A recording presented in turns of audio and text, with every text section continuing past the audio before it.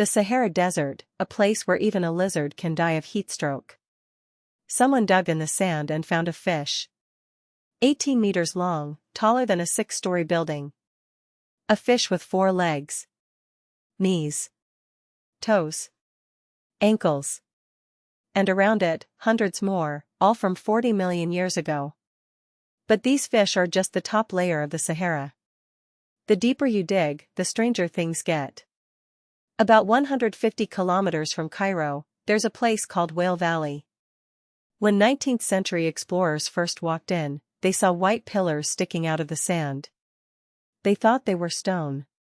They were bones, vertebrae as thick as telephone poles.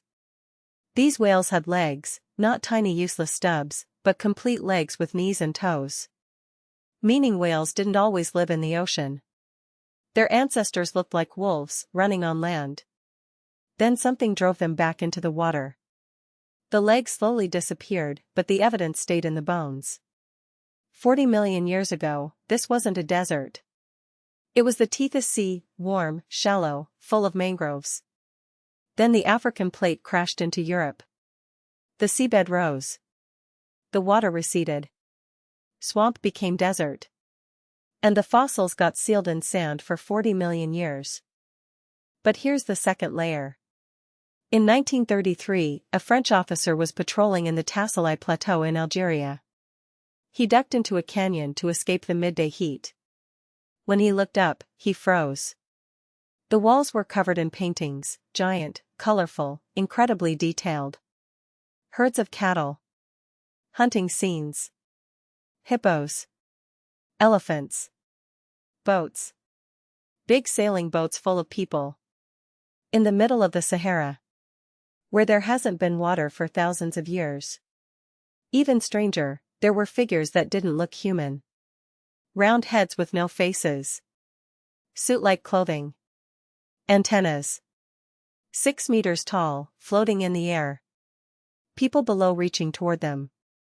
Ancient alien theory exploded. But the real answer is even more interesting. Scientists drilled into ancient lake beds and analyzed pollen. The Sahara wasn't always a desert. The Earth's axis wobbles, every 20,000 years the rain belt shifts north. When the rain comes, the Sahara comes alive.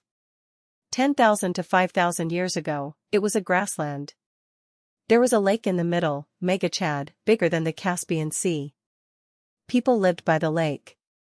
Herded cattle. Sailed boats. Painted walls. Then 5,000 years ago, the rain stopped. The rivers dried up. The lake evaporated. Paradise collapsed. The later paintings show weapons and battles. People killed each other for the last water. The survivors fled east, toward the only river that never dried, the Nile. Some historians believe these climate refugees gave birth to ancient Egypt. The pyramids, the pharaohs, echoes of a lost Green Sahara. But this isn't over. Computer models say the rain will return in another 15,000 years. The Sahara will turn green again. Now the third layer is even crazier. Some people didn't flee. They stayed and built an empire. In 2011, satellite scans revealed something beneath the sand, square outlines, walls, over 100 cities. The Garamantian Empire. The Romans called them barbarians. But they had writing, metallurgy, chariots, 2-story houses with stone streets. How did they survive in the driest place on Earth? They dug thousands of kilometers of underground tunnels. By hand. In complete darkness. No drills, no explosives. They dug until they hit the water table, letting gravity bring the water to them. It was like building a subway system without modern technology. They grew grapes. Wheat. Agriculture flourished where not even cacti grow today. But this technology killed them. They were pumping fossil water, ancient water stored millions of years ago. Non-renewable. The bigger the empire grew, the more water they needed. The water table dropped. Tunnels got deeper and more dangerous. Eventually the water ran out. The people scattered. The sand covered everything for another 1,000 years. Now the fourth layer might be the creepiest. In 1922, Howard Carter opened Tutankhamun's tomb. Among the golden jewels, one thing puzzled experts most. The scarab pendant on the pharaoh's chest, a yellow-brown gem. For decades they thought it was chalcedony. Then in the 1990s, tests showed the truth. It wasn't stone. It was glass. Silica glass, forged from sand. But sand melts at around 1,700 degrees Celsius. Volcanic lava only reaches half that temperature. What fire could turn an entire desert into glass in a split second? Scientists ran the numbers through supercomputers. 29 million years ago, a small asteroid entered the atmosphere. Too fast. Didn't hit the ground. It exploded a few kilometers above the desert. The blast was thousands of times more powerful than Hiroshima. A second sun appeared in the sky.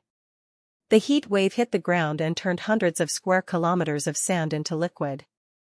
The liquid cooled into glass. Broke into pieces. Thousands of years later, an Egyptian craftsman picked up a piece and carved it into a scarab. He thought it was the hardened light of the sun god Ra. In a way, he wasn't wrong. The last layer might be the most important. In the 1950s, geologists were drilling for oil in Libya.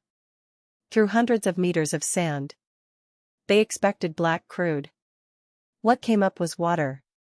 Cold, clean, fresh water, gushing from the driest place on Earth.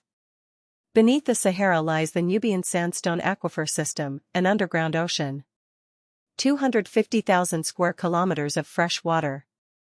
Enough to cover France, Germany, and Spain combined. Water that fell as rain millions of years ago. Dinosaur water. Gaddafi called it the eighth wonder of the world. He built the great man-made river, pipes so wide trucks could drive through them. Thousands of kilometers across the desert. Turning sand into farmland. Watering millions of people. It sounds like a miracle. But this water is non-renewable. The rain that filled it stopped millions of years ago. We are drinking from a cup that will never be refilled.